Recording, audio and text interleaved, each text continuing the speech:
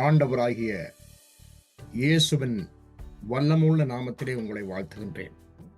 திரும்பவுமாக way of life Buffalo Tamil church மூலமாக இன்னும் ஒரு கர்த்தருடைய நாளிலே தேவனுடைய செய்தியை கொண்டு வருவதை விட்டு மகிழ்ச்சி அடைகின்றேன்.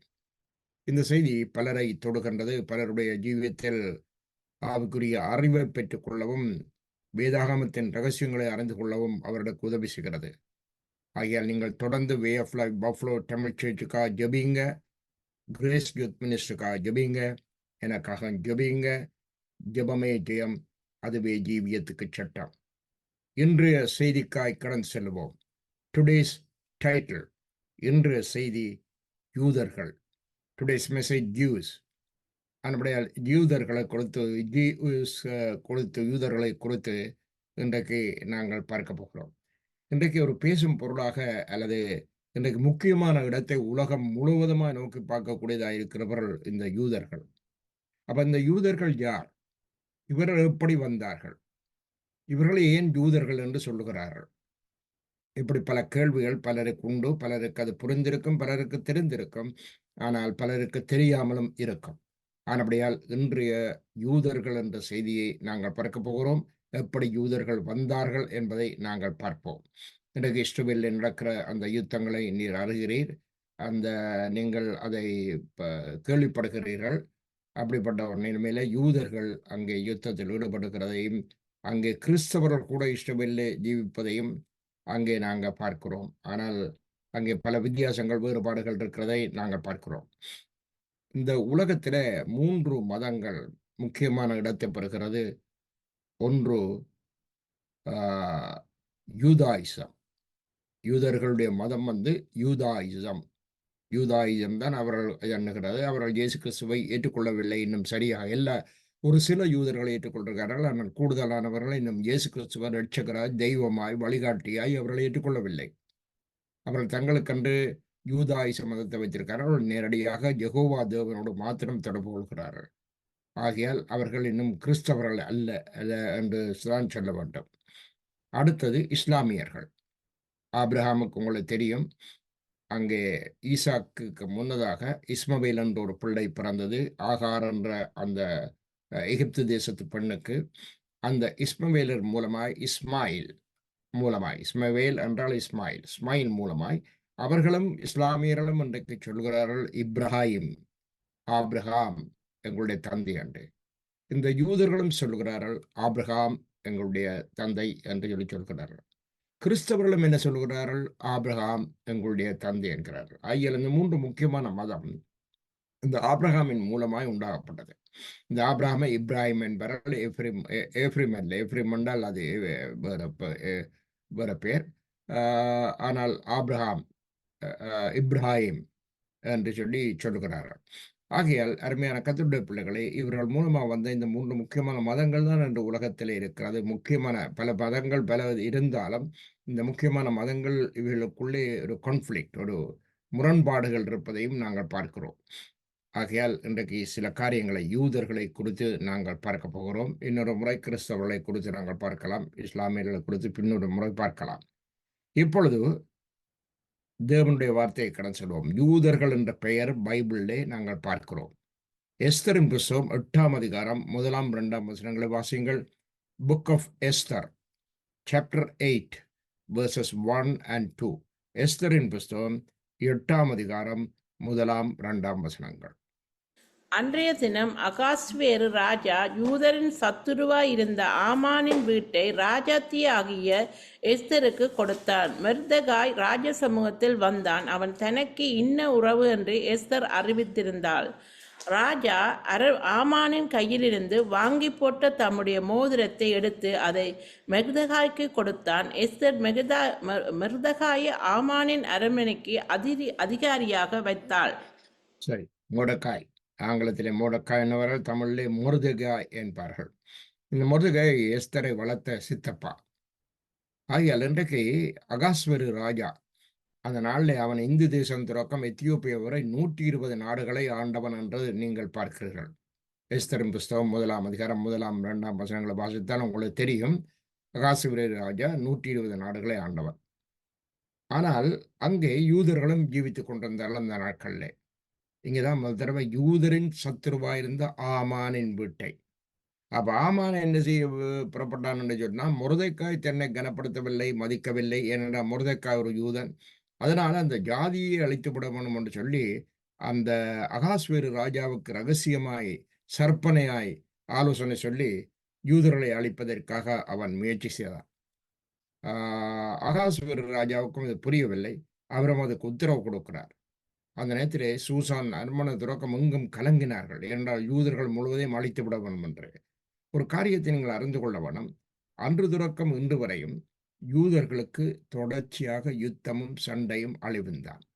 இன்றைக்கும் என்ன சொல்கிறார்? இந்த யூதர்கள் இருக்கக்கூடாது பூமியில. யூதர்களை அழித்து போட வேணும். இஸ்ரவேல் என்ற பெயர் அந்த தேசம் இருக்கக்கூடாது.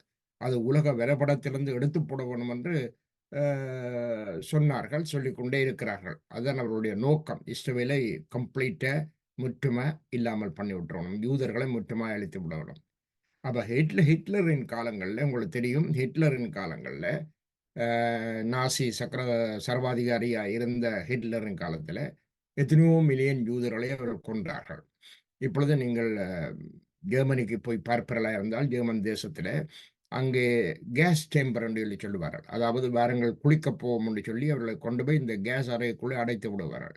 அவர்கள் குளிக்கலாம் என்று அந்த ஷவரை திறந்தால் கேஸ் வந்து அவர்களை கொன்று போடும். அதே நேரத்திலே அவர்களுக்கு கான்சன்ட்ரேஷன் கேம்ப், அடக்குமுறையான கேம்புகள் இருந்தது. இந்த கேம்புகளுக்குள்ளே அவர்களுக்கு சாப்பாடு இல்லாமல், ஒன்றுமே இல்லாமல் மிகவும் உருகி எலும்பும் தோலுமாய் கஷ்டப்பட்டார்கள். எத்தனையோ சரித்திரம் உண்டு இந்த யூதர்களை பற்றி. ஆகையால் அப்படி பாடுபட்ட யூதர்கள் இப்பொழுது இந்த அகாஸ்வேரு ராஜாவின் காலத்திலே அவர்களை கம்ப்ளீட்டா அழித்து போடணும், முற்றுமா இல்லாமல் பண்ணிவிட வேணும் என்று சொல்லி அங்கே ஆமான் என்றவன் தன்னை மொர்தெக்காய் மதிக்கவில்லை என்பதற்காக அதை செய்யணும் என்று விரும்பினான். ஆனால் இந்த நேரத்தில் தான் தேவன் எஸ்தரை எழுப்பினார். எஸ்தர் அங்கே போய் என்ன செய்தால், உபவாசத்தோடு கூட போய் அகாஸ்வேரு ராஜாவிடம் போய் ஆலோசனையை சொல்லி, இந்த ஆமான் கொடியவன், அவன் வந்து இப்படி எப்படி செய்கிறான் என்று சொல்லி கர்த்தர் அந்த இடத்திலே தலையிட்டார். எஸ்தரை ராஜாத்தியாக்கினார். எஸ்தருடைய அந்த ஆலோசனையின்படி அகாஸ்வேரு ராஜா உண்மையை அறிந்து, கொடிய ஆமான் மொர்தெக்காயை தூக்கிலிட வேணும் என்று போட்ட தூக்கு மரத்திலே அவனையே தூக்கி போட்டார். பாருங்க, மனுஷன் எதை விதைக்கிறானோ அதை அறப்பான். நாங்கள் மற்றவர்களை அன்பு கூறினால் அன்பை அறப்போம். மற்றவர்களுக்கு நாங்கள் இறங்கினால் எங்களுக்கு இரக்கம் வரும். மற்றவர்களை நாங்கள் பாசம் வைத்தால் எங்களுக்கு பாசம் வரும். அதேபோல மற்றவர்களை எரிச்சல் அடைந்தால் நாங்களும் எரிச்சல் அடைவோம். எங்களுக்கும் எரிச்சலுடைய ஆட்கள் இருப்பார்கள். மற்றவர்களுக்கு துரோகம் செய்தால் எங்களுக்கும் துரோகம் செய்கிறதுக்கு ஆட்கள் நம்புவார்கள். மனுஷன் இதை விதைக்கிறானோ அதை அறப்பான் என்று கலாத்தியர் 6ஆம் அதிகாரம் 6ஆம் வசனம் சொல்லுகிறது.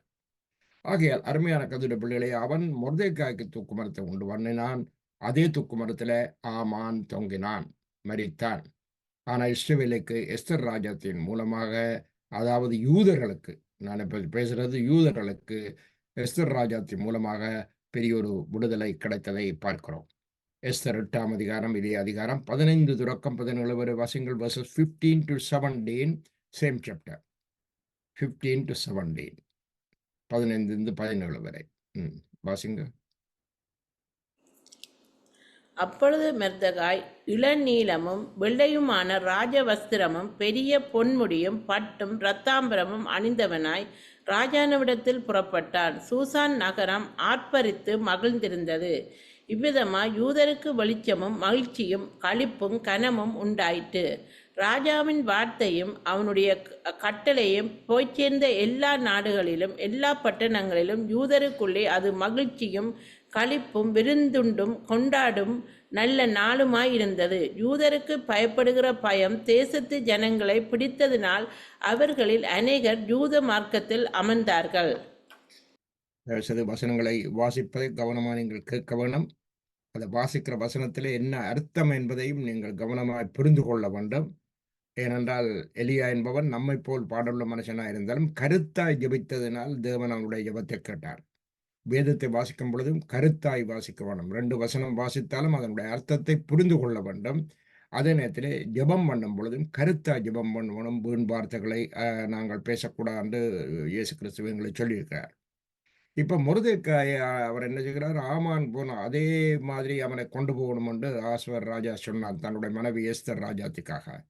அப்பொழுது மொர்தெகாய் இளநீலமும் வெள்ளையுமான ராஜவஸ்திரமும் பெரிய பொன்முடியும் பட்டும் இரத்தாம்பரமும் அணிந்தவனாய் ராஜாவினிடத்திலிருந்து புறப்பட்டான்.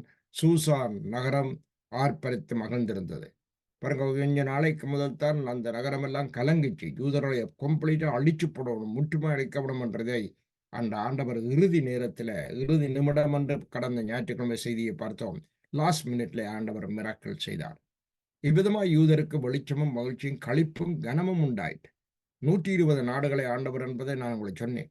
ராஜாவின் வார்த்தையும் அவனுடைய கட்டளையும் போய் சேர்ந்த எல்லா நாடுகளிலும், அத்தனை நாடுகளும், எல்லா நாடுகளிலும், எல்லா பட்டணங்களிலும் யூதருக்குள்ளே அது மகிழ்ச்சியும் களிப்பும் விருந்துண்டு கொண்டாட நல்ல நாளுமா இருந்தது. யூதருக்கு பயப்படுகிற பயம் தேசத்து ஜனங்களை பிடித்ததினால் அவர்களில் அநேகர் யூத மார்க்கத்தில் அமைந்தார்கள்.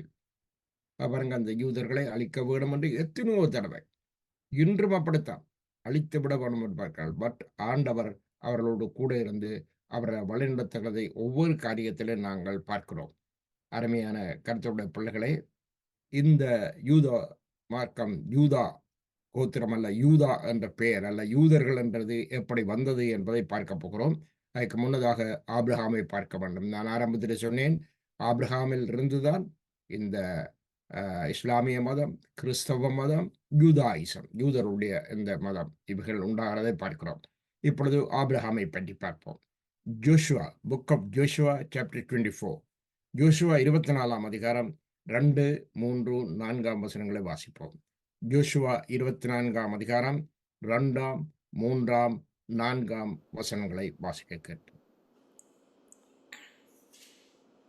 அப்பொழுது யோசுவா சகல ஜனங்களையும் நோக்கி, இஸ்ரவேலின் தேவனாகிய கர்த்தர் சொல்லுகிறது என்னவென்றால், பூர்வத்திலே உங்கள் பிதாக்களாகிய ஆபிரகாமுக்கும் நாகோருக்கும் தகப்பனான் தேராகு என்பவன் நதிக்கு அப்புறத்தில் குடியிருந்த போது அவர்கள் வேற தேவர்களை சேவித்தார்கள். நான் நதிக்கு அப்புறத்தில் இருந்த உங்கள் தகப்பனாகிய ஆபிரகாமை அழைத்து கொண்டு வந்து அவனை கானான் தேசமெங்கும் சஞ்சரிக்கச் செய்து அவன் சந்ததியை திரட்சியாக்கி அவனுக்கு ஈசாக்கை கொடுத்தேன். ஈசாக்கு யாக்கோபையும் ஏசாயையும் கட்டளையிட்டு ஏசாவுக்கு சேயீர் மலைத்தேசத்தை சுதந்தரிக்கும்படி கொடுத்தேன். யாக்கோபும் அவன் பிள்ளைகளுமோ எகிப்துக்கு போனார்கள். இந்த வசனங்களை கொஞ்சம் கவனமாக நீங்கள் கிரகித்து கொள்ள வேணும், அறிந்து கொள்ள வேணும், புரிந்து கொள்ள வேண்டும். ஏனென்றால் வசனம் புரியவில்லை என்று சொன்னால் தேவனுடைய செய்தியும் புரிய இல்லாமல் போய்விடும், பிரச்சனை உள்ளதாக போயிடும். அப்பொழுது யோசுவா ஜனங்களை, இஸ்ரவேல் ஜனங்களை பார்த்து சொல்றான், இதோ உங்கள் தகப்பனான அங்கே ஆபிரகாம், அதாவது இப்பொழுது ஆபிரகாம், பூர்வத்தில் உங்கள் பிதாக்களாகிய ஆபிரகாமுக்கும் நாகூருக்கும், அவனுடைய சகோதரன் நாகூருக்கும் தகப்பனான தேராக என்பவன் நதிக்கு அப்புறத்திலே குடியிருந்த போது அவர்கள் வேறு தேவர்களை சேவித்துக் கொண்டிருந்தார்கள். அவர்கள் யெகோவா தேவனை சேவிக்கவில்லை. அவர்கள் வேறு தேவர்களை அவர்கள் சேவித்துக் கொண்டிருந்தார்கள். இந்த ஆபிரகாம், அவருடைய தந்தையார் நாகூர், மணிக்கவன் தேராகு, ஆபிரகாமுடைய தந்தை, இவர்கள் எல்லாரும் வேறு தேவர்களை சேவித்துக் கொண்டிருந்தார்கள். அப்பொழுது யோசுவா சொல்றான், நதிக்கு அப்புறத்திலிருந்து உங்கள் தகப்பனாய் ஆபிரகாமை தேவன் அழைத்தார். தேவன் அழைத்து அவனை கானான் தேசம் அங்கு சந்தரிக்க பண்ணி, அதான் இப்பொழுது இருக்கிற இஸ்ரவேல். முன்பு கானானியர் தான் அங்கே குடியிருந்தார்கள். அவர்களோடு யுத்தம் பண்ணி துரத்தினார்கள் என்பதை நீங்கள் பழைய ஏற்பாடில் சரித்திரத்தில் பார்க்கிறீர்கள், பழைய ஏற்பாடிலும் பார்க்கிறீர்கள். இப்பொழுது இருக்கிற இஸ்ரவேல் அங்கே சஞ்சரித்து அவனை சந்ததியை திரட்சியாக்கி அவனுக்கு ஈசாக்கை கொடுத்தார். அவனுடைய சந்ததி திரட்சியா இருந்தது. அவனுடைய ஆபிரகாம் என்ற பெயரின் மூலமாகத்தான் இன்றைக்கு ஏராளமான ஜனங்கள் உலகத்தில் தோன்றினார்கள். அப்பொழுது அவர் என்ன செய்கிறார், ஈசாக்கு யாக்கோபையும் ஏசாவையும் கட்டளையிட்டு, சரியோ, ஏசாவுக்கு சேயீர் மலை தேசத்தை சுதந்திரிக்கும்படி கொடுத்தார். அப்ப ஏசா உங்களுக்கு தெரியும், பைத்தங்கூழுக்காக ஆசைப்பட்டு சேஷ்டபுத்திர பாகம், அதாவது அந்த நாளில் இஷ்டவேலருக்குள்ளே மூத்தவருக்குத்தான் எல்லாம் உண்டு. இந்த நாளில் பெண்கள் ஆண்களுக்கு சீதனம் கொடுக்கிறார்கள். ஆனால் வேதத்திலே ஆண்கள் தான் பெண்களுக்கு சீதனம் கொடுத்திருக்கிறார்கள். பெண்கள் ஆண்களுக்கு சீதனம் கொடுத்தா பார்க்கவில்லை. நீங்க பாருங்க, ஈசாக்குக்கு பொன் பார்க்க போகும் பொழுது ஆபிரகாம் தான் நகைகளையும் வஸ்திரங்களையும் மற்றது காப்புகளையும் பொன்னையும் எல்லாவற்றையும் கொடுத்து அனுப்புகிறார் எலியேசரிடம்.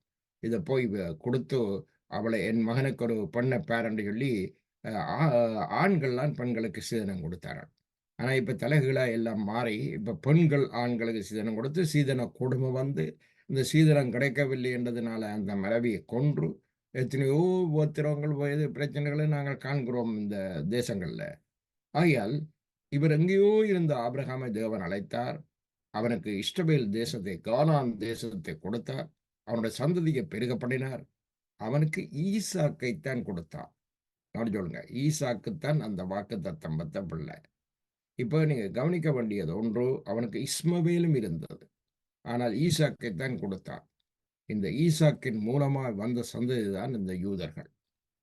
ஆகையால் ஈசாக்கு, யாக்கோபு, ஏசா வந்து சேயீர் மலை தேசத்துக்கு போயிட்டு இஸ்மவேல், ஆபிரகாமுடைய மற்ற மகன் இஸ்மாயிலுடைய பிள்ளைகளில் ஒருவரையும் திருமணம் செய்திருக்கிறான் ஏசா போய். ஆனால் ஈசாக்கும் அவருடைய யாக்கோபை பெற்றுக்கொண்டு அவர்கள் எல்லாரும் எகிப்து தேசத்துக்கு அடிமைகளாய் போனார்கள். ஆண்டவர் சொன்ன மாதிரி 430 ஆண்டுகள் எகிப்து தேசத்திலே அவர்கள் அடிமைகளாய் இவர்கள் இருந்தார்கள். இது பாருங்க, அந்த நாள் துறக்கம் அவர்களுக்கு ஒரு பிரச்சனையும் கஷ்டமாக தான் இருந்தது. ஆபிரகாமுக்கு அவர் என்ன சொன்னவர்? ஆண்டவர் சொன்னதை அவர் செய்கிறார், செய்து கொண்டே இருப்பார். ஆதியாமம் 12ஆம் அதிகாரம் 1-3 வரை. Book of Genesis chapter 12 verses 1-3.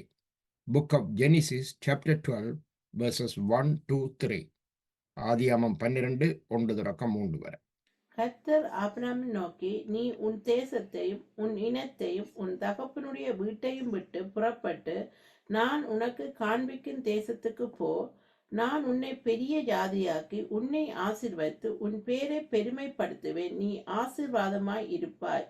உன்னை ஆசீர்வதிக்கிறவர்களை ஆசீர்வதிப்பேன், உன்னை சபிக்கிறவனை சபிப்பேன். பூமியில் உள்ள வம்சங்கள் எல்லாம் உனக்குள் ஆசீர்வதிக்கப்படும் என்றார்.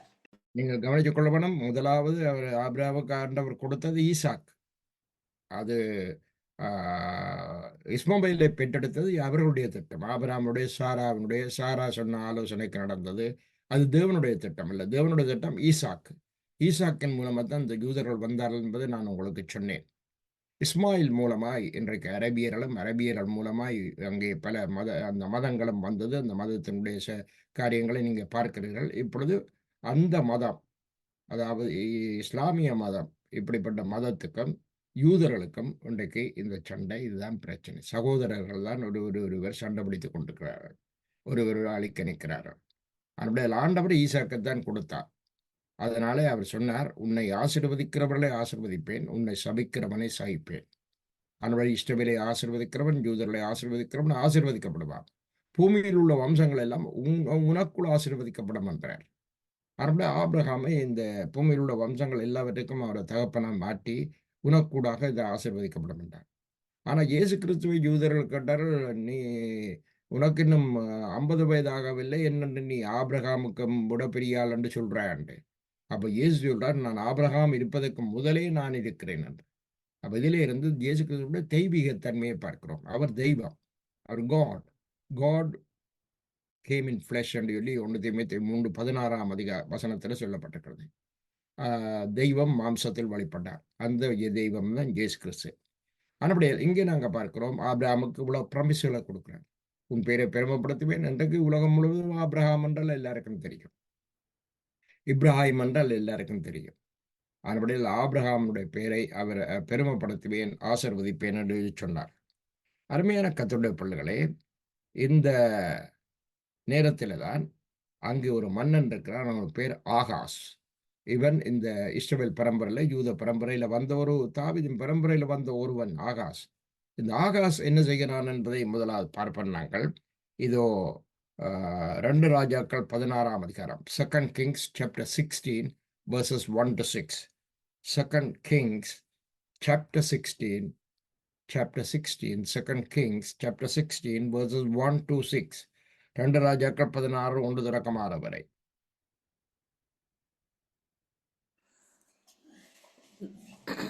ரெமலியாவின் குமாரனாகிய பெக்காவின் 17ஆம் வருஷத்தில் யூதாவின் ராஜாவாகிய யோதாமின் குமாரன் ஆகாஸ் ராஜாவானான். ஆகாஸ் ராஜாவாகிற போது 20 வயதாயிருந்து எருசலேமிலே 16 வருஷம் அரசாண்டான்.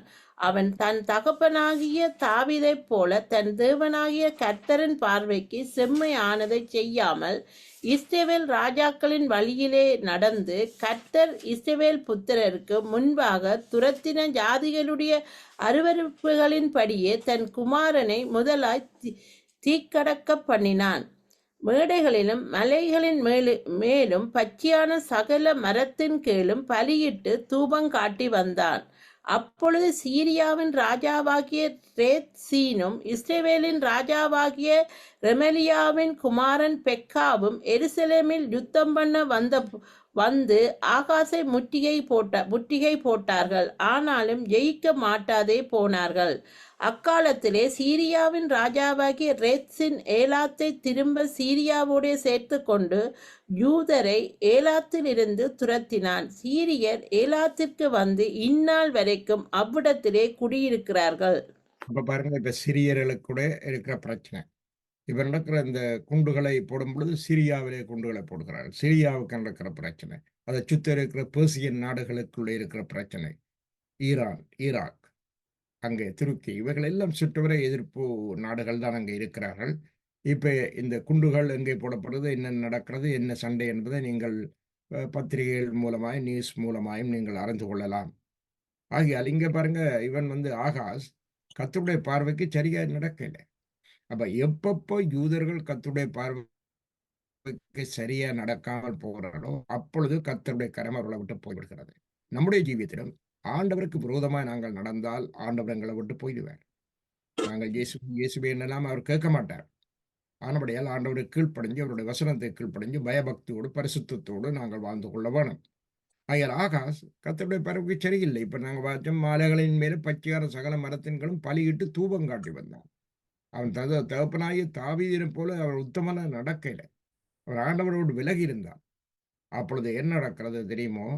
அக்காலத்தில் சிரியாவின் ராஜாவாகிய ரெட்சீன் என்ற சிரியாவின் ராஜா, அவன் என்ன செய்தான் தெரியுமா? ஏலாத்தை அவன் பிடித்து அங்குள்ள யூதர்களை அவன் துரத்தி போட்டான். அப்ப போக வேண்டிய காரணம் என்ன? சிரியா அந்த இடத்தை பிடித்து கொண்டார். உண்மையிலேயே இஸ்ரவேல் தேசம் எகிப்தின் எல்லையிலே இருந்து அங்கே ஐபிராத்து நதி வரைக்கும் போக வேண்டும். ஆனால் அவர்கள் தேவனை கீழ்ப்படியாதனால, தேவனை விட்டு விலகிறதுனால அவர்கள் தேவனுக்கு முன்னால் ஆசீர்வாதத்தை அவர்கள் பெற்றுக்கொள்ள முடியாமல் போகிறது. அதே போலதான் இது எங்களுக்கு ஒரு சரியான பாடம். இஸ்ரவேலின் தேவனாய் எங்கள் கர்த்தர் எங்கள் இயேசு கிறிஸ்து, அவரை நாங்கள் விசுவாசித்து அவர்களை உண்மை மொத்தமாக நடந்தால் அவர்கள் எங்களோடு இருக்கிறார். இல்லை என்றால் அவர் எங்களோடு இருக்க முடியாது. காரணம் என்னென்றால் அவர் தன்னை விட்டு விலகினால் அவரும் சொல்ற நானும் விலகி விடுவேன். எனக்கு கிட்ட நீங்க வந்தீங்கன்னா நானும் உங்களுக்கு கிட்ட வருவேன். ஸோ நாங்கள் ஆண்டவர் கிட்ட இருக்க வேண்டும். ஒவ்வொரு நாளும் காலையில ஜெபிக்க வேண்டும். அதுவும் கர்த்தருடைய நாளாகிய ஞாயிற்றுக்கிழமை காலமே எழுந்து நன்றாக ஜெபிக்க வேண்டும். குறைந்தது 1 மணி நேரமாவது பிரேயர், ஜெபம் அவசியம். பிறகு பைபிள் வாசிக்க வேண்டும். ஒரு ஆயத்தம் இருக்க வேண்டும். ஆயத்தம் இருந்தால் தான் கர்த்தர் அங்கே எங்கள் நடுவிலே கிரியை செய்ய முடியும். So without prayer, without reading the Bible, without meditation, unable to reach God, unable to have victory in our life, there will be problems, there will be barriers, there will be iniquity in us. So we have to be intimacy with God and walk with God. ஆகையால் அங்கே பார்க்கிறோம், அருமையான கர்த்தருடைய பிள்ளைகளே, இந்த Ahaz கர்த்தரை விட்டு விலகினார், ஆண்டவரும் விலகினார். இப்பொழுது யூதர்களை அந்த இடத்திலிருந்து துரத்தி போனார். ஆனால் இப்படிப்பட்ட பல பல பிரச்சனைகள், சவுல் எவ்வளவு பிரச்சனைகள் உண்டு பண்ணினார். ஏனென்றால் ஆண்டவர் செய்ய வேண்டாம் என்றதை செய்ததுனால அங்கே பிரச்சனைகள் வந்தது. இப்படி பல இது. ஆனா பழைய ஏற்பாட்டில் நடந்த யுத்தங்கள்ல ஒரே ஒரு மனிதன் தான் யுத்தத்தில் தோல்வி காணாதவன், தாவீது போன யுத்தம் எல்லாவற்றிலும் வெற்றி கண்டார். ஏனென்றால் கர்த்தர் தாவீதின் பரம்பரையிலே வந்தார். ஆபிரகாமின் குமாரனாகிய தாவீதின் குமாரனாகிய இயேசு கிறிஸ்துவனுடைய வம்ச வரலாறு என்று சொல்லி மத்தேயு 1ஆம் அதிகாரத்தில் பார்க்கிறோம். ஆபிரகாமின் குமாரனாகிய தாவீதின் குமாரனாகிய இயேசு கிறிஸ்துவனுடைய வம்ச வரலாறு. ஆகியால் அருமையான கர்த்தருடைய பிள்ளைகளே, இதனால யூதர்கள் என்ற பெயர்களை நாங்கள் அங்கே பார்க்கிறோம். முதலாவது யூதர்கள் என்கிறதுக்கு முதல் இவர்கள் எபிரேயர்கள் என்று அழைக்கப்பட்டார்கள். எபிரேயர்கள் என்றால் எபிரேயர் யார்? அதை குறித்து நாங்கள் பார்ப்போம். இப்பொழுது ஒரு சம்பவத்தை வாசிப்போம். ஆபிரகாம் ஒரு எபிரேயன், ஹீப்ரூ என்பதை நாங்கள் பார்க்கிறோம். வாசிங்க 14ஆம் அதிகாரம் Genesis chapter 14 verses 13 to 24. ஆதியாகமம் 14ஆம் அதிகாரம் 13லிருந்து 24 வரை. ஆதியாகமம் Genesis chapter 14 13லிருந்து 24 வரை ஆறுதலாக வாசிப்போம். கவனமாய் இந்த வசனத்தை கேளுங்கள் தயவு செய்து. வாசிங்கள். தப்பி ஓடின ஒருவன் எபிரேனி ஆகிய ஆபிராமிடத்தில் வந்து அதை அறிவித்தான். ஆபிராம் தன்னோடே உடன்படிக்கை செய்திருந்த மனிதராகிய எஸ்கோலுக்கும் ஆனேருக்கும் சகோதரனாகிய மம்ரே என்னும் எமோரியனுடைய சமபூமியிலே அப்பொழுது குடியிருந்தான். தன் சகோதரன் சிறையாக்க கொண்டு போகப்பட்டதை ஆபிராம் கேள்விப்பட்ட போது அவன் தன் வீட்டிலே பிறந்த கைப்படிந்தவர்களாகிய 318 ஆட்களும் ஆயுதம் தரிப்பித்து தான் என்னும் ஊர் மட்டும் அவர்களை தொடர்ந்து ராக்காலத்திலே அவனும் அவன் வேலைக்காரரும் பிரிந்து பவிஞ்சுகளாய் அவர்கள் மேல் விழுந்து அவர்களை முறியடித்து தமஸ்குவுக்கு இடதுபுறமான ஓபா மட்டும் துரத்தி சகல பொருள்களையும் திருப்பிக் கொண்டு வந்தான். தன் சகோதரனாகிய லோத்தையும் அவனுடைய பொருள்களையும் ஸ்திரீகளையும் ஜனங்களையும் திருப்பிக் கொண்டு வந்தான். அவன் கெதல்லா கோமேரையும் அவனோடிருந்த ராஜாக்களையும் முறியடித்து திரும்பி வருகிற போது சோதோமின் ராஜா புறப்பட்டு ராஜாவின் பள்ளத்தாக்கு என்னும் சாவே பள்ளத்தாக்கு மட்டும் அவனுக்கு எதிர்கொண்டு போனான்.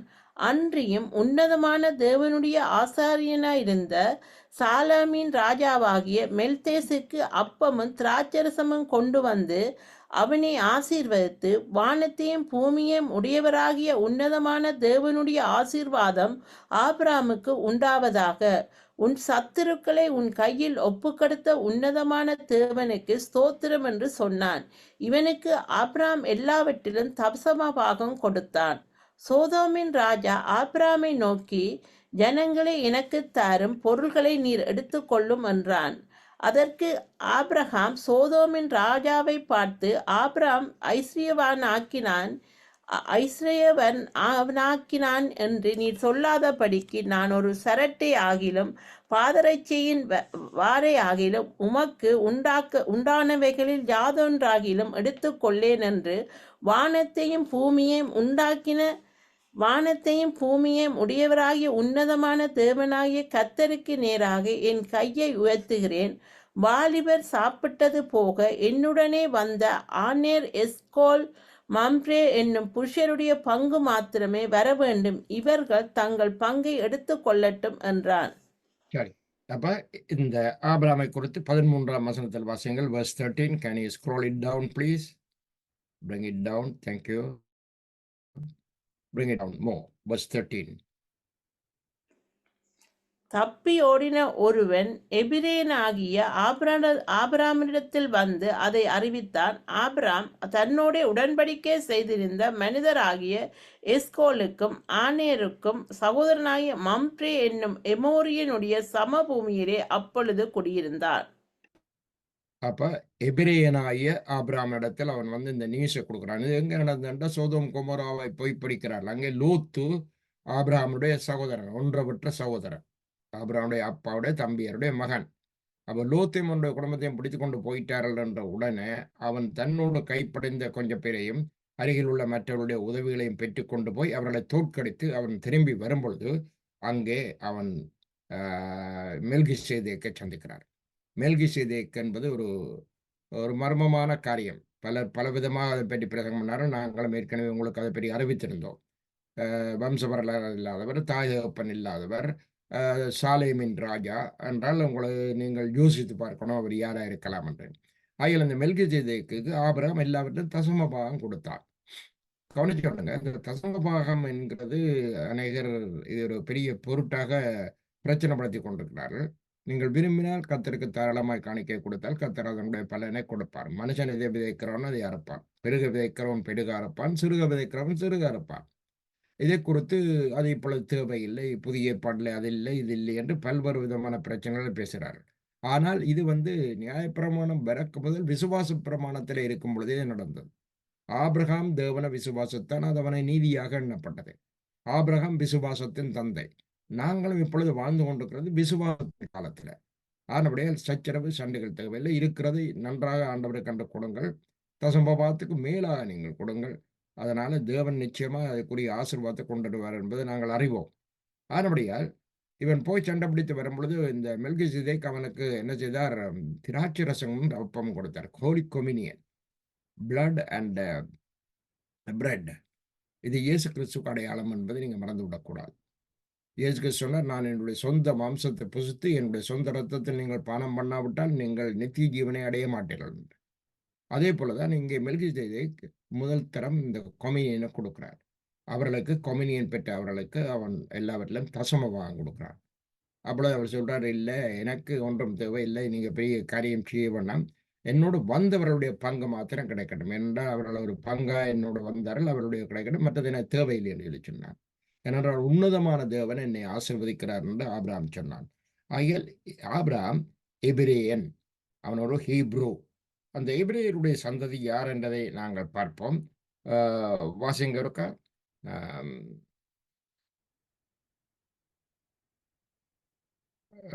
ஆதியாகமம்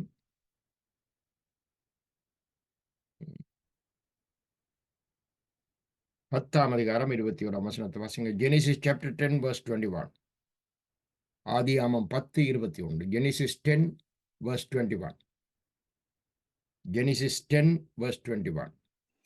சேமுக்கும் பிள்ளைகள் பிறந்தார்கள். அவன் ஏபோருடைய சந்ததியார் எல்லாருக்கும் தகப்பனும் மூத்தவனாகிய யாப்பேத்துக்கும் தம்பியுமாய் இருந்தான். இது முக்கியமா இந்த வாசிக்கும் பொழுது கவனமா நீங்கள் கேட்க வேணும். நீங்களும் கவனமா பார்த்து கிரகித்துக் கொள்ள வேணும். சேமுக்கு பிள்ளைகள் பிறந்தார். அப்ப நோவாக்கு எத்தனை பிள்ளைகள்? சேம், காம், யாப்பேத். சரியோ? அப்ப காம் திரும்பி பார்த்து நோவாவுடைய நிர்மாணத்தை கண்டதுனால அவன் சபிக்கப்பட்டதை நாங்கள் அறிவோம். அதுல சேம் என்ற பிள்ளை இருக்கிறார். இந்த சேமுக்கு பிள்ளைகள் பிறந்தார்கள். அவன் ஏபேருடைய சந்ததியார். ஏபேர், EBER, ஹேபேர். அந்த ஹேபேர் என்ற இடத்திலே இருந்தான் ஹீப்ரூ, எபிரேயர் என்ற பெயர் அங்கே ஆரம்பமானது. ஆனபடியால் அருமையான கர்த்தருடைய பிள்ளைகளே, ஆபிரகாம் எபிரேயராக வந்தது காரணம் அவன் ஏபேர் பெரின் சந்ததியிலே வந்தான். ஏபேர் யார் என்று சொல்லி சொன்னால் சேமுக்கு பிறந்த பிள்ளைகள், சேமுடைய சந்ததி. சேமை தேவன் ஆசீர்வதிக்கிறார். ஆனபடியால் சேமினுடைய சந்ததியிலே வந்தவர்கள்தான் இந்த எபிரேயர்கள். இவருடைய முக்கியமான தொழில் ஆடுகளை மேய்க்கிறவர்களா இருந்தார்கள் என்பதை நாங்கள் பார்க்கிறோம். இந்த ஆடுகளை மேய்க்க போன இடத்துலதான் அங்கே யோசேப்பை அவர்கள் செத்து போனான் என்று சொல்லி இஸ்மவேலிடம் விலைக்கு வித்து யோசேப்பு எகிப்துக்கு போய் யோசேப்பு அங்கே ஒரு பிரதானியாக வந்து இவர்கள் உணவுக்கு இங்கே வழி இல்லாமல் அங்கே எகிப்துக்கு போன பொழுது யோசேப்பு அவர்களுக்கு உதவி செய்து இவ்விதமான சந்ததி இஸ்ரவேல் சந்ததியை நீங்கள் அறிவீர்கள். ஆனால் எபிரேயன் என்ற பெயர் ஆபிரகாமுக்கு ஏபேர் என்றதுனால எபிரேயர் என்ற பெயர் அங்கே வந்ததை பார்க்கிறோம். அருமையான கர்த்தருடைய பிள்ளைகளே, இப்பொழுது இஸ்ரவேல் என்ற பெயர் எப்படி வந்தது என்பதை பார்ப்போம். உலகத்தில் உள்ள எல்லா நாடுகளுக்கும் பெயர் வைத்தது மனிதர்கள். இலங்கைக்கு, இந்தியாவுக்கு, அமெரிக்காவுக்கு, இங்கிலாந்துக்கு, உலகத்தில் எந்த நாடுகளாக இருந்தாலும் பெயர்களை வைத்தவர்கள் மனிதர்கள். ஆனால் இஸ்ரவேல் என்ற பெயரை வைத்தவர் ஆண்டவர் மாத்திரம்தான். ஆண்டவர் டைரக்டா அந்த பெயரை இஸ்ரவேல் என்ற பெயரை கொடுத்தார். அது எப்படி என்றால் யாக்கோபனுடைய பெயரை அவர் இஸ்ரவேல் என்று மாற்றினார். வாசிங்க ஆதியாகமம் 32ஆம் அதிகாரம் 22 32 வரை. Genesis chapter 32 verses 22 to 32. ராத்திரியில் எழுந்திருந்து தன் 2 மனைவிகளையும் தன் 2 பணிவிடைக்காரிகளையும் தன்னுடைய 11 குமாரரையும் கூட்டிக் கொண்டு ஜாப்போக்கு என்கிற ஆற்றின் துறையை கடந்தான். அவர்களையும் சேர்த்து ஆற்றை கடக்க பண்ணி தனக்கு உண்டான யாவையும் அக்கறைப்படுத்தினான். யாக்கோபை பிந்தி தனித்திருந்தான். அப்பொழுது ஒரு புருஷன் பொழுது விடியும் அளவும் அவனோடே போராடி அவனை மேற்கொள்ளாதைக் கண்டு அவனுடைய தொடைச்சந்தை தொட்டார். அதனால் அவருடனே போராடுகையில் யாக்கோபின் தொடைச்சந்து சுளுக்கிட்டு, அவர் நான் போகட்டும், பொழுது விடுகிறது என்றார். அதற்கு அவன், நீர் என்னை ஆசீர்வதித்தாலே ஒழிய உம்மை போக விடேன் என்றான். அவர், உன் பேர் என்ன என்று கேட்டார். யாக்கோபு என்றான். அப்பொழுது அவர், உன் பேர் இனி யாக்கோபு எனப்படாமல் இஸ்ரவேல் எனப்படும், தேவனோடும் மனிதனோடும் போராடி மேற்கொண்டாயே என்றார். பாருங்க, அப்பொழுது என்ன நடக்கிறது சொன்னால், யாக்கோபு பிந்தி தெரிந்திருக்கிறான். ஏன் பிந்தி தெரிந்திருக்கிறான் என்றால், இவன் ஏசா அந்த பைத்தம் கூழிலே தன்னை ஏமாத்தி போட்டாண்டு ஏசா இவனை கொல்லத் துடிக்கிறான். தம்பியார யாக்கோப. அப்ப யாக்கோபு எந்நேரம் மனைவி பிள்ளைகளோடு வரும்பொழுது, அங்கே ஆற்றைக் கடந்து இங்கால வந்த உடனே, அவன் எந்நேரம் முன்னுக்கு கொஞ்சம் வெகுமானத்தை தமையனுக்கு அனுப்பி, ஒருவேளை அவன் மனம் ஆறுதல் அடையட்டும் என்று சொல்லி அவரை ப்ளீஸ் பண்றதுக்காக அனுப்பிட்டு, இவன் ஜெபிக்கத் தொடங்கினான். அப்பொழுதுதான் கர்த்தரை நோக்கி பார்க்கிறான். பார்த்தபொழுது கர்த்தர் அவனோடு ஜெபத்திலே அவன் வென்றான். பாருங்க, அவன் ஜெபித்த ஜெபத்தினால துடைச்சந்து நொழுங்கி நெருங்கி போனது என்று பார்க்கிறோம். துடைச்சந்து அங்கே வேதனை நோகத் தொடங்கியது. அப்ப நான் தேவனை உயிர் முகமுகமாய் கண்டேன் என்று சொல்லி சொல்கிறான். அந்த ஸ்தலத்துக்கு பெத்தேல் அல்ல பெனியேல் என்று பெயரிட்டான். பெனியேல். அங்கேதான் இனிமேல் உன் பெயர் யாக்கோபு அல்ல, உன் பெயர் இஷ்டவேல் என்று சொல்லி சொன்னார். இப்ப கவனிச்சு கொள்ளுங்க. ஆபிரகாம் எபிரேயர், எபிரேயர் ஆபிரகாம் பிறந்த பிள்ளைகளை நீங்கள் அறிவீர்கள். ஈசாக்கு, ஈசாக்கு பிறந்த பிள்ளைகள் ஏசா, யாக்கோபு. யாக்கோபினுடைய பெயரை இப்பொழுது இஷ்டவேல் என்று பாட்டினார். ஆகையால் நதிக்கு அப்புறத்தில் விக்கிரகங்களை வணங்கி கொண்டு வந்து எங்கேயோ இருந்த ஒருவனை தேவன் அழைத்து அவனை எபிரேயனாகி பிறகு அவனை இஷ்டவேலாக்கியதை இங்கே பார்க்கிறோம் அந்த சந்ததி. ஆகையால் அருமையான கர்த்தருடைய பிள்ளைகளை, இதிலே ஆழமான ரகசியங்களை நீங்கள் அறிந்து கொள்ள வேண்டும். ஆகையால் அங்கே என்ன நடக்கிறது? இஷ்டவேல் என்ற பெயர் தேவனால் கொடுக்கப்பட்ட பெயர், அதுவும் யாக்கோபுக்கு மாற்றப்பட்ட பெயர். ஒரு தடவை இல்லை, 2 தடவை. அடுத்ததையும் வாசிங்கள். ஆதியாகமம் 35ஆம் அதிகாரம், chapter 35. Chapter 35, verses 9 to 15, please. திரும்ப வாசிங்க. 9 15 வரை. ஆதியாகமம் 35, 9 15 வரை. 35. Same book, chapter 35. Yes. யாக்கோபு ஆராபில் இருந்து வந்தபோது தேவன் அவனுக்கு மறுபடியும் தரிசனமாகி அவனை ஆசீர்வதித்து, இப்பொழுது உன் பேர் யாக்கோபு, இனி உன் பேர் யாக்கோபு எனப்படாமல் இஸ்ரவேல் என்று உனக்கு பேர் வழங்கும் என்று சொல்லி அவனுக்கு இஸ்ரவேல் என்று பெயரிட்டார். பின்னும் தேவன் அவனை நோக்கி, நான் சர்வ வல்லமுள்ள தேவன், நீ பல்கி பெருகுவாயாக, ஒரு ஜாதியும் பற்பல ஜாதிகளின் கூட்டங்களும் உன்னிலிருந்து உண்டாகும், ராஜாக்களும் உன் சந்ததியில் பிறப்பார்கள். நான் ஆபிரகாமுக்கும் ஈசாக்கும் கொடுத்த தேசத்தை உனக்கு கொடுப்பேன், உனக்கு பின் சந்ததிக்கும் இந்த தேசத்தை கொடுப்பேன் என்று சொல்லி தேவன் அவனோடே பேசின ஸ்தலத்திலிருந்து அவனை விட்டு எழுந்தருளி போனார். அப்பொழுது யாக்கோபு தன்னோடே அவர் பேசின ஸ்தலம் ஒரு கற்றூனை நிறுத்தி அதன் மேல் பானபலியை ஊற்றி எண்ணெயையும் வார்த்தான். தேவன் தன்னோடே பேசின அந்த ஸ்தலத்துக்கு யாக்கோபு பெத்தேல் என்று பெயரிட்டான். பாருங்க, பெத்தேல் என்றால் தேவனுடைய வீடு. Bethel means house of the Lord. முதலாவது இடத்துக்கு போனால் பெனியேல் என்று சொன்னார். அது தேவனை முகமுகமாய் கண்ட இடம். I saw God face to face, that place called Peniel. இங்க தேவன் தன்னோடு பேசி தன்னோடு வாசம் பண்ற இடம். அவர் அந்த இடத்திலிருந்து போயிட்டார். ஆனா அந்த இடத்தில் வாசம் பண்ணின இடம் பெத்தேல், the house of the lord. ஆகியதுக்கு இன்றைக்கு சபைக்கும் நாங்கள் தேவனுடைய வீடு என்று சொல்லி அழைக்கிறதை பார்க்கிறோம். சபைக்கு பல பெயர்கள் இருக்கிறது, தேவனுடைய வீடு. ஆகையால் அருமையான கர்த்தருடைய பிள்ளைகளே, திரும்பவும் அவர் சொல்லுகிறார், உன் பெயர் இனி யாக்கோபு அல்ல இஷ்டவேல் என்று சொல்லி சொல்லுகிறார். Second time. ஸோ முதல் தடவை பெனியேலிலே பெயரை மாற்றுகிறார். இப்பொழுது பெத்தேலிலே பெயரை மாற்றுகிறார். யாக்கோப் என்ற பெயரை இஷ்டவேல் என்று மாற்றி விடுகிறார். அப்ப நதிக்கு அப்புறத்திலிருந்த நதிக்கு அப்புறத்திலிருந்த ஒருவரை அழைத்து அவனை சேமினுடைய சந்ததியிலே கொண்டு வந்து அவனை எபிரேயராக்கி, எபிரேயர் இப்போ என்னவானார் சொன்னால் இஷ்டவேல் என்று மாற்றப்பட்டது அந்த சந்ததி. இந்த இஷ்டவேலுக்குள்ளே இருந்த கோத்திரங்கள் உங்களுக்கு தெரியும், 12 கோத்திரங்கள். இந்த 12 கோத்திரங்களிலே நாங்கள் சிலவற்றை பார்ப்போம். ஆதியாகமம் 49 verses 49, chapter 49 verses 1 to 12. Genesis chapter 49 verses 1 to 12.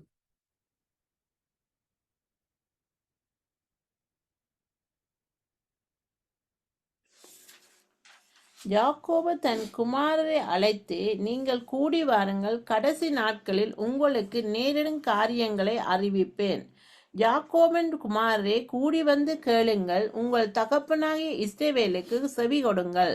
ரூபனே, நீ என் சிரேஷ்ட புத்திரன், நீ என் சத்துவமும் என் முதற் பெலனுமானவன், நீ மேன்மையில் பிரதானமும் வல்லமையில் விசேஷமுமானவன். தண்ணீரைப் போல தளம்பிடவனே, நீ மேன்மை அடைய மாட்டாய். உன் தகப்பனுடைய மஞ்சத்தின் மேல் ஏறினாய், நீ அதை தீட்டுப்படுத்தினாய், என் படுக்கையின் மேல் ஏறினானே. Okay. Simeon thank you. Thank you. அப்ப முதலாவது கோத்திரத்திலே முதலாவது பிள்ளை வந்து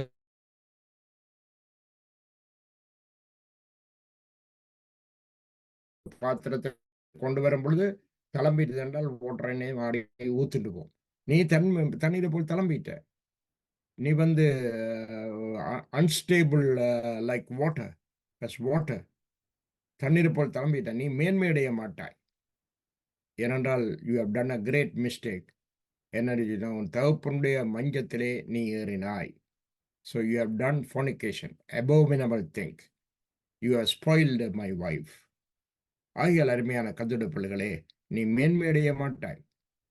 நீ வல்லமையில் விசேஷமானவன். You powerful. அப்ப அந்த நாட்களிலே ஒரு நியதி இருந்தது. முதலாவது பிள்ளை தான் எல்லாவற்றுக்கும் பொறுப்பு. முதலாவது ஆண் பிள்ளைக்கு தான் எல்லாம் கொடுக்கப்படும். அதனால தான் ஏசா அங்கே முதலாவது ஆண் பிள்ளை அவனுக்கு எல்லாம் கிடைத்திருக்க வேணும். ஒரு பைத்தங்கூழுக்காக, ஒரு சின்ன அற்பத்துக்காக அது தன்னுடைய சிரேஷ்ட புத்திர பாகத்தை வித்து போட்டான். The rights of the first born அதை வித்து போட்டான். அதேபோல இங்க ரூபன் த ஃபர்ஸ்ட் born அவன் தான் அந்த ரைட் உன்னுக்கு எல்லாத்துக்கும் அவன் தான் அந்த கோத்திரங்களுக்கு எல்லாம் ஃபர்ஸ்டா போக வேண்டியவர். But he sold his right because of his fornication. அதாவது அவருடைய அருவருப்பான தன்மையினால தகப்பனுடைய மஞ்சத்தில் இருந்ததுனால அங்கே அவர் தனது மேன்மையடைய மாட்டார். So Reuben is out of that first priority. தொடர்ந்து வாசிங்க.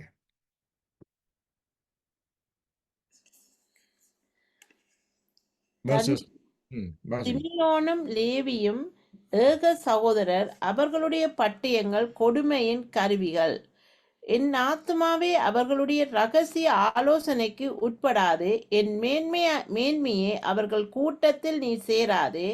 அவர்கள் தங்கள் கோபத்தினால் ஒரு புருஷனை கொன்று தங்கள் அகங்காரத்தினாலே அரண்களை நிர்மூலமாக்கினார்களே. பாருங்க. அப்ப சிமியோனை லேவியையும் ஏற்றுக்கொள்ளல யாக்கோபு. அவர் சொல்றாரு,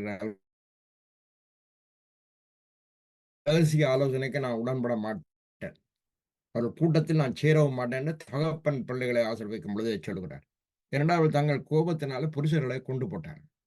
உக்கிரமான கொடுமையான அவருடைய மூர்க்கம் சபிக்கப்படத்தக்கது. யாக்கோபிலே அவர்களை பிரியோம் இஷ்டவில்லை, அவர்களை சிதறவும் பண்ணுவேன். ஸோ ஃபர்ஸ்ட் ரூபன் அவுட்டா போயிட்ட. ரெண்டாவது சிமியோனும் லேவியும் கூட இல்லாமல் போயிட்டார். ஏன்னு சொல்லி சொன்னால் அந்த சம்பவத்தை பார்ப்போம். ஆதியாகமம் 34ஆம் அதிகாரம் 1-7 வாசிங்க. Genesis 34 verses 1-7. Genesis 34 verses 1-7.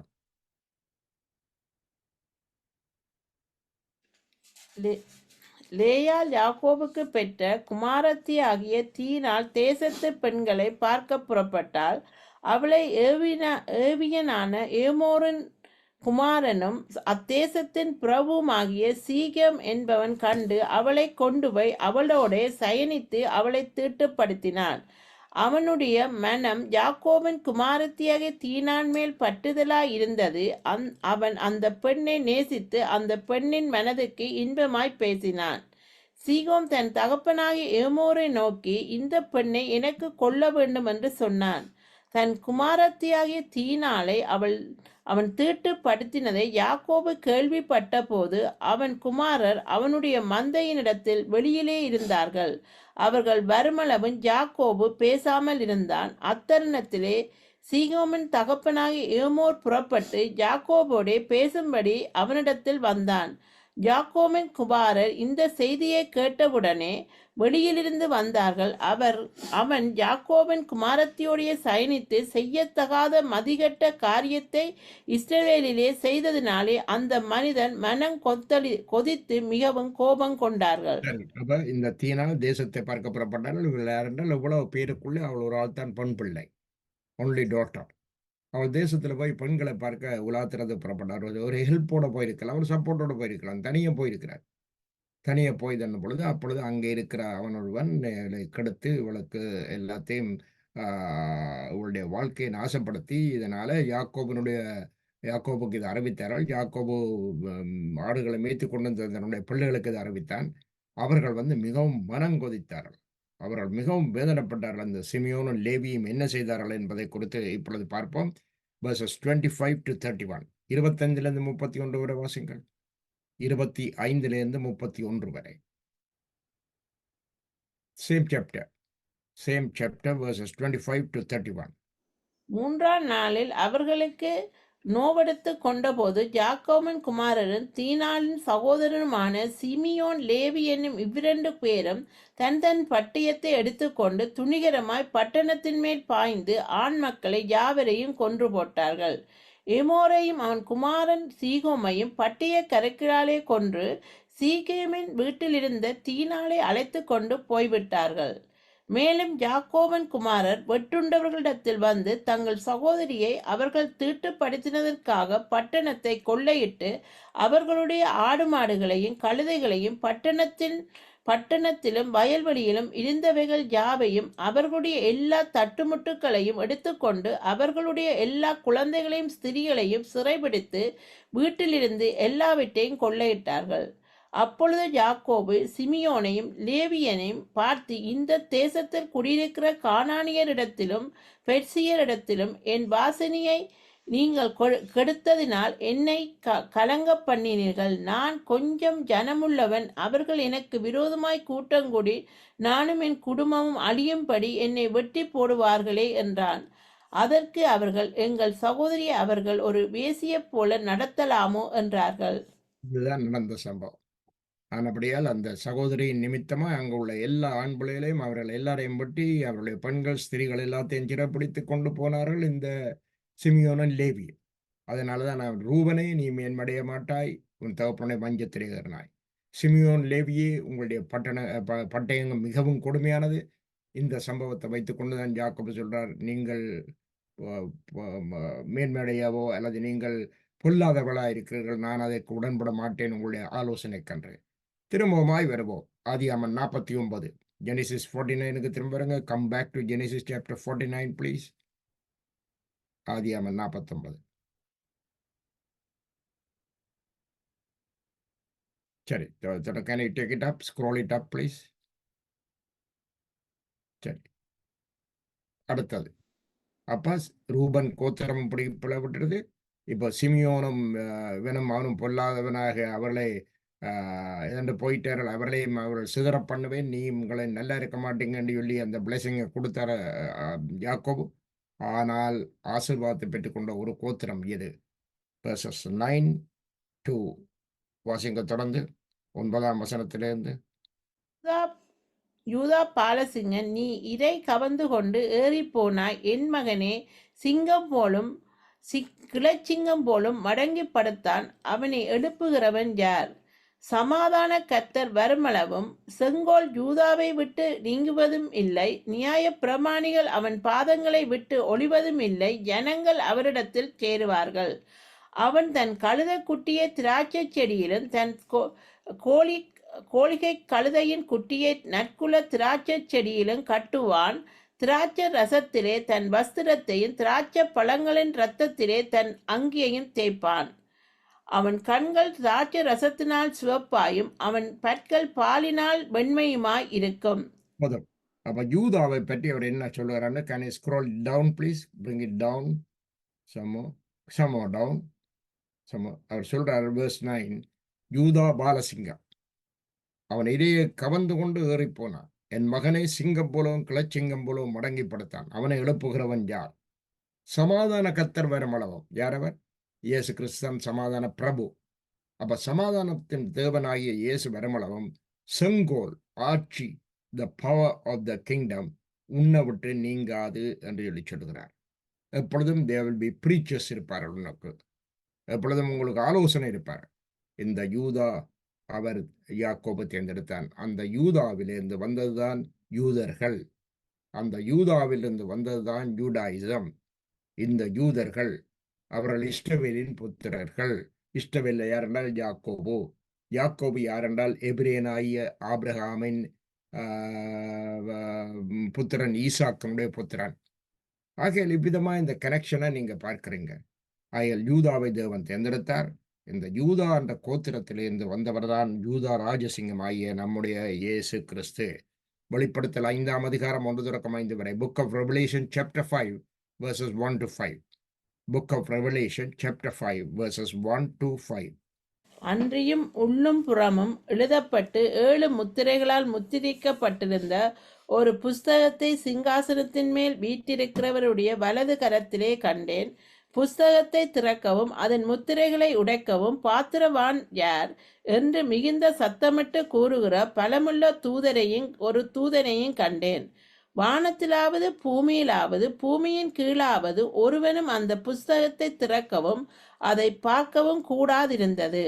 ஒருவனும் அந்த புஸ்தகத்தை திறந்து வாசிக்கவும் அதை பார்க்கவும் பாத்திரவானாக காணப்படாததினால் நான் மிகவும் அழுதேன். அப்பொழுது மூப்பர்களில் ஒருவன் என்னை நோக்கி, நீ அளவேண்டாம், இதோ இதோ யூதா கோத்திரத்துக்கு சிங்கமும் தாவீதின் வேருமானவர் புஸ்தகத்திலே திறக்கவும் அதன் 7 முத்திரைகளையும் உடைக்கவும் ஜெயம் கொண்டிருக்கிறார் என்றான். வெளிப்படுத்தல் விசேஷத்திலே யோவான் வந்து அங்கே ஆவிக்குள்ளாகி இந்த தரிசனங்களை காண்கிறதை வெளிப்படுத்தல் விசேஷத்திலே அங்கே பார்க்கிறோம்.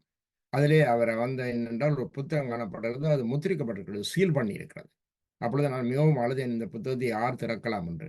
அப்பொழுதுதான் அங்கே சொல்லப்பட்டிருக்கிறது, என்ன தெரியுமோ, நீ கவலைப்படாதே, அழ வேண்டாம், இதோ யூதா கோத்திரத்து சிங்கம் தாவீதின் வேருமானவர் புஸ்தகத்தை திறக்கவும் அதன் 7 முத்திரைகளை உடைக்கவும் ஜெயம் கொண்டிருக்கின்றார் என்றார். ஜெயம் என்றால் சிலுவையிலே வெற்றி கொண்டார், பிசாசை தோற்கடித்தார். He is the only person who can open this seal.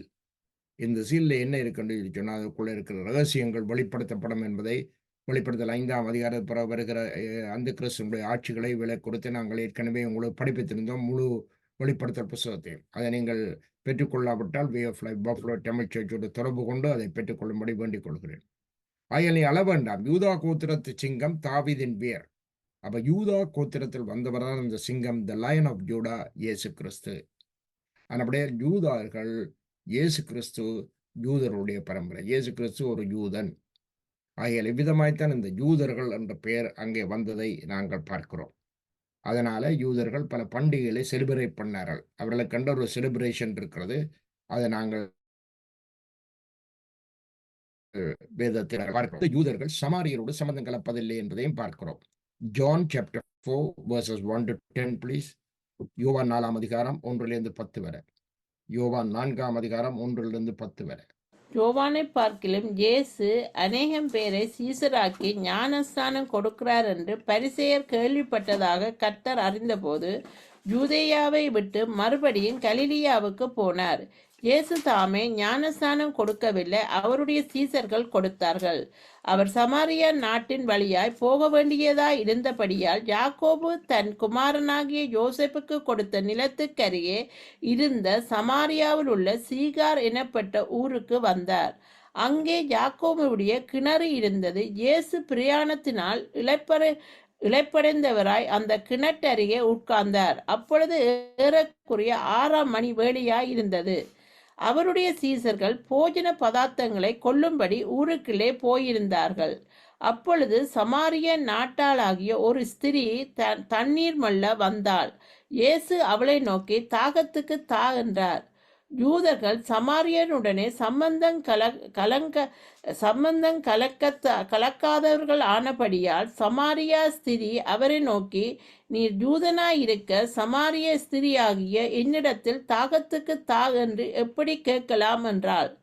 இயேசு அவளுக்கு பிரதியுத்தரமாக, நீ தேவனுடைய ஈவையும் தாகத்துக்கு தா என்று உன்னிடத்தில் கேட்கிறவர் இன்னார் என்பதையும் அறிந்திருந்தாயானால் நீயே அவரிடத்தில் கேட்டிருப்பாய், அவர் உனக்கு ஜீவ தண்ணீரை கொடுத்திருப்பார் என்றார்.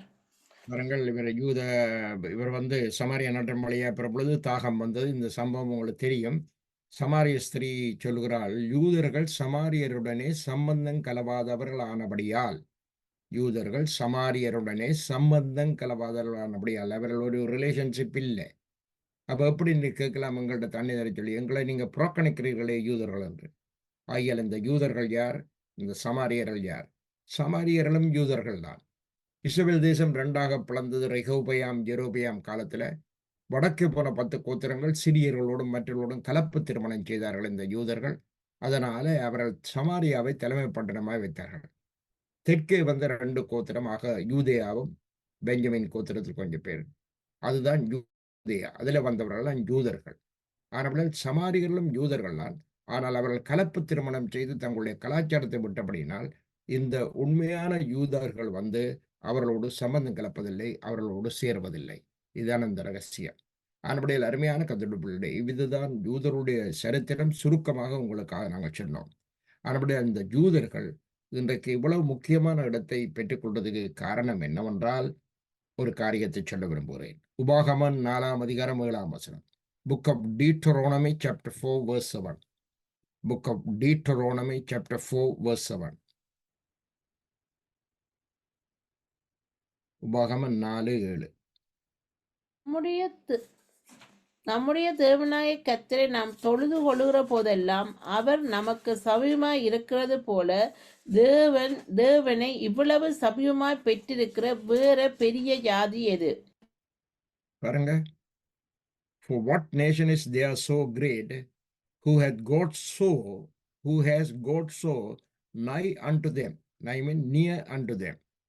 நம்முடைய தேவனாய கர்த்தரை நாம் தொழுது கொள்ளும்போது அவர் நமக்கு சமீபமாய் இருக்கிறது போல, தேவனை நாங்கள் தொழுது கொள்ளும் பொழுது சமமாய் இருக்கிறது போல. யூதா என்றால் துதி என்று அர்த்தம்.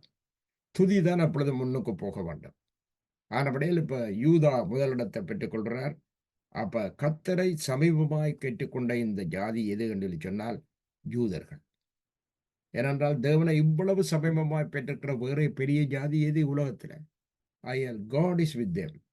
அவர்கள் தேவனை சமீபத்தில் இருக்கிறார்கள். ஆனால் அவருடைய டிஸ்ஒபீடியன்ஸ், கீழ்ப்படியாமையினால்தான் சகல பிரச்சனைகளும் வருகிறது. தேவன் அவர்களை தேர்ந்தெடுத்தார். எபிரேயனாகிய ஆபிரகாமை தேர்ந்தெடுத்து அதன் சந்ததியிலே வந்த யாக்கோபை இஸ்ரவேல் என்று பெயரை மாற்றி இஸ்ரவேலிலே வந்த யூதரை எடுத்து இப்பொழுது யூதர்களுக்கு அவர் தேவனாக இருக்கிறார், சமீபமாக இருக்கிறார். ஆனால் கீழ்ப்படியாமல் இருக்கிறதுனால இப்படிப்பட்ட பிரச்சனைகளும் தொல்லைகளும் கஷ்டங்களும் வருகிறது பார்க்கிறோம். ஆகிய ஓரளவுக்கு யூதர்களை குறித்து நீங்கள் அறிந்து கொண்டிருப்பீர்கள். நாங்கள் ஜெபம் செய்வோமாக. ஏதாவது பிரச்சனைகள் தொல்லைகள் கஷ்டங்கள் இருந்தால் என்னோடு கூட ஜெபியுங்கள். வியாதியோடு இருந்தால் தயவு செய்து உங்களுடைய வலது கையை உங்களுடைய நெஞ்சிலே வையுங்கள். நான் இப்பொழுது உங்களோடு கூட சேர்ந்து ஜெபிக்க போகிறேன். Let's pray. ஆண்டவராய் இயேசுவே, இப்பொழுது நோய்வாய்ப்பட்டிருக்கிற ஒவ்வொருத்தரையும் நீர் தொற்றரல பண்ண ஜெபிக்கிறோம். கலங்குகிற ஒவ்வொருத்தருக்கு நீர் ஆறுதல் கொடுக்க பண்ண ஜெபிக்கிறோம். எவ்விதமாய் யூதர்கள் கர்த்தரை சமீபமாய் பெற்றுக் கொண்டார்களோ நாங்களும் சமீபமாய் பெற்றுக்கொள்ளும். ஜெபிக்கும் பொழுது துதிக்கும் பொழுது யூதா என்பது துதி. நாங்கள் உம்மை துதிக்கிறோம் ஆண்டவரே, உம்மை வாழ்த்துக்கிறோம், உம்மை போற்றுகிறோம். ஆகியால் ஆண்டவரே, நீர் எங்களுக்கு சமீபமாய் இருக்கிறீர். நாங்கள் உம்மை விட்டு விலகாதபடியும் தூரமாய் போகாதபடியும் கிருபை செய்தருளும். நாங்கள் உம்மை விட்டு விலகினால் யாரிடம் செல்வோம் மறைவா? வாழ்வு தரும் வார்த்தையெல்லாம் உம்மிடமன்றோ இருக்கிறது. Way of life Buffalo Tamil சர்ச்சுக்கு பலத்தையும் சத்துவத்தையும் உயிர் மூச்சியையும் பரிசுத்தாவின் ஆறுதலையும் கிருபையும் கொடுத்தருளும். கிரேஸ் யூத் மினிஸ்ட்ரியும் ஆசிர்வதியும் எங்கள் எல்லாரோடும் கூட இடம். கிருபை தாங்கிக் கொள்ளட்டும். நோயப்பட்ட ஒவ்வொருவரையும் தொட்டு விடுதலையாக்கும். எல்லா சத்துருவின் கிரிகளும் அகன்று போட்டும். குடும்பங்களுக்குள்ளே சமாதானம் ஆறுதலும் உண்டாட்டும், சுகம் உண்டாட்டும். இயேசுவின் நாமத்தினாலே ஆசீர்வதிக்கவே ஆசீர்வதித்து உடைய கருத்துக்குள்ள கொடுத்து நன்றியுள்ள மனதோடு ஜெபிக்கிறேன் எங்கள் நல்ல பிதாவே. ஆமேன், ஆமேன், ஆமேன். God bless you. கர்த்தர் உங்களை ஆசீர்வதிப்பராக. வருகிற ஞாயிற்றுக்கிழமை இன்னும் ஒரு செய்தியோடு கூட உங்களை நான் சந்திக்கிறேன். பாய். தேங்க்யூ.